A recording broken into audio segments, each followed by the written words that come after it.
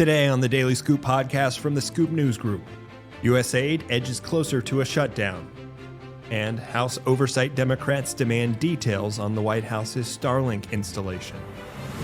It's Tuesday, April 8th, 2025. Welcome to the Daily Scoop podcast, where you hear the latest news and trends facing government leaders.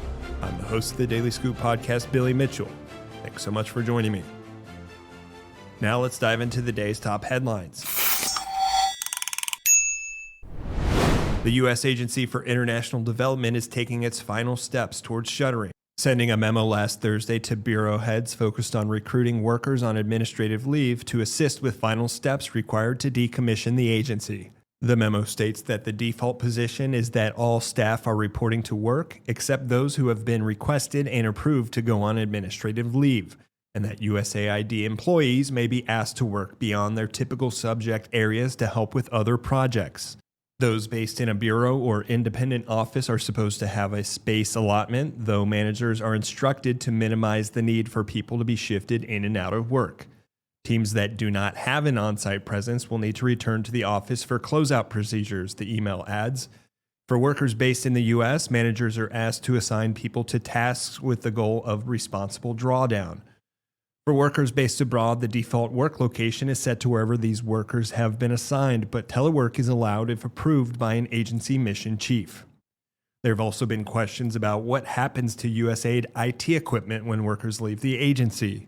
Those questions were answered on April 1st when USAID's Office of the Chief Information Officer sent guidance to employees on returning government IT equipment. Staff were told they could retain and travel with government office equipment if they were executing a permanent change of station. They were also allowed to leave equipment at their current post upon leaving. The memo stated that the IT equipment will be remotely wiped and marked as disposed from USAID IT asset inventories on or around the employee RIF date, and the employee can then dispose of the assets. In other news, Democrats on the House Oversight Committee sent a letter to White House officials Monday expressing serious concerns about the recent installation of Starlink internet service in the executive branch complex. The letter, which was signed by Representatives Jerry Connolly of Virginia and Shontel Brown of Ohio and shared exclusively with FedScoop, comes amid reports that Starlink, provided by Elon Musk's SpaceX, is now integrated into the White House property's IT systems. The members of Congress are also flagging the use of the internet service at the General Services Administration. A physical Starlink terminal connects to low Earth orbit satellite constellation that provides the internet service, but the White House has gone further than simply purchasing that equipment. The service has now been connected and routed into an administration data center, according to a New York Times report from last month. White House officials told the outlet that installing Starlink was meant to improve internet capabilities at the complex and that the service was a donation. House Oversight Democrats are now requesting a range of documents from the White House, including communications about the legality of using the service, terms of the donation, and more details about internet service issues at the White House. They're also asking for more information about the use of Starlink by GSA. SpaceX has won billions in federal contracts, but much of that work is focused on satellite and spacecraft launch services provided by NASA and the Defense Department. Still, use of the company's SpaceX internet service appears to be growing. Earlier this year, FedScoop reported that Starlink was under consideration for a new use case at the Department of Homeland Security's Customs and Border Protection.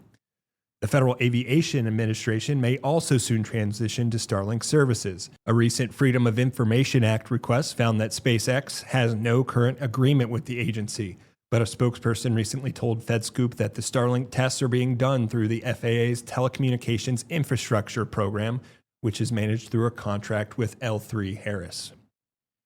For more news at the intersection of the federal government and technology, make sure to visit fedscoop.com. The Daily Scoop podcast is available on all podcast platforms. If you've already rated the podcast on your platform of choice, thanks so much. High ratings and good reviews of the show help more people find it. The Daily Scoop podcast is a production of the Scoop News Group in Washington, D.C. Adam Butler and Carlin Fisher help put the show together, and the entire Scoop News Group team contributes. We'll be back next week with brand new episodes. Until then, I'm your host, Billy Mitchell. Thanks so much for listening.